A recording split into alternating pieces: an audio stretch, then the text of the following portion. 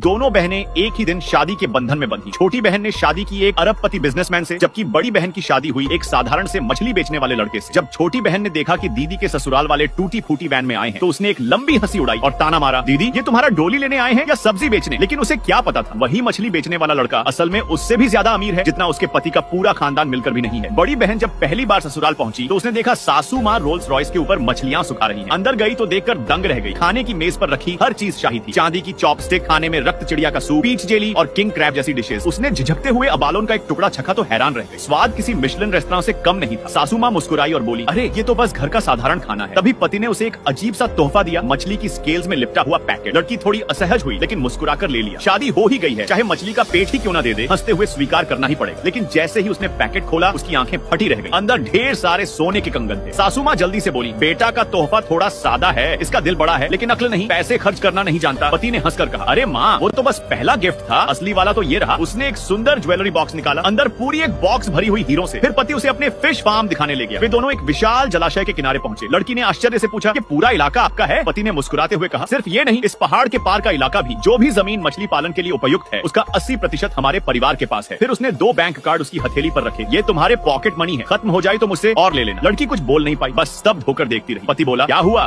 कम लगे? कोई बात नहीं, सारा पैसा तुम्हारे नाम कर दूंगा। लड़की हंसते हुए बोली, तुम्हारा ये मछली का बिजनेस तो सोने की खान निकला। दूसरी ओर छोटी बहन की जिंदगी उतनी चमकदार नहीं थी जितनी उसने सोची थी। सासू माँ उसे दिन रात डांटती, जरा सी गलती पर थप्पड़ जड़ देती। एक दिन बोली, अगर ज्यादा बोलने की कोशिश की तो तुम्हारे मायके वालों को मैं कभी बिजनेस एसोसिएशन में जगह नहीं दिलवाऊंगी। अब वो चाहकर भी कुछ नहीं कह पाती थी, क्योंकि उसका मकसद ही था अपने मायके को उस बिजनेस एसोसिएशन में शामिल कराना। इधर बड़ी बहन करोड़ों की मालकिन बन चुकी थी, फिर भी अपनी मेहनत नहीं छोड़ी। वो अब भी फूड डिलीवरी करती थी। एक दिन पति ने उसे एक हाई क्लास पार्टी में बुलाया। वो अपनी डिलीवरी यूनिफॉर्म में ही पहुंच गई। माहौल में बिल्कुल मिसफिट लग रही थी। तभी उसकी नजर पड़ी, वहाँ उसकी छोटी बहन भी मौजूद थी। वो चुपचाप निकलने लगी, लेकिन छोटी बहन ने देख लिया और जोर से बोली, अरे ये तो हमारी पुरानी नौकरानी जैसी लग रही है। सबके सामने उसने मजाक उड़ाया और पति से कहा, जानते हो ये पहले हमारे घर में काम करती थी। फिर उसने दीदी के हाथ से ड्रिंक छीन ली और सीधा उसके चेहरे पर फेंक दी। बड़ी बहन का गुस्सा फूट पड़ा, तुम्हें क्या हक है मुझे इस तरह अपमानित करने का? छोटी बहन हंसी और बोली, तुम्हारा मछली बेचने वाला पति यहाँ आने के लायक नहीं है। ये जगह बिजनेस टाइकून्स की है। लेकिन उसे जरा भी अंदाजा नहीं था कि जिस पति का वो मजाक उड़ा रही है, वही जल्द उसकी औकात दिखा देगा। तभी छोटी बहन अपने पति से फुसफुसाई, मुझे लगता है इसने कुछ चोरी किया है, जरा चेक करवाओ। लड़की का सर्च करवाया गया और जब उसने विरोध किया, छोटी बहन ने उसके हाथ का गोल्ड ब्रेसलेट झपट लिया। देखा, यही सबूत है, इतना महंगा ब्रेसलेट ये अफोर्ड नहीं कर सकती। उसी वक्त उसकी हीरे की नेकलेस भी गिर गई। छोटी बहन ने उठाया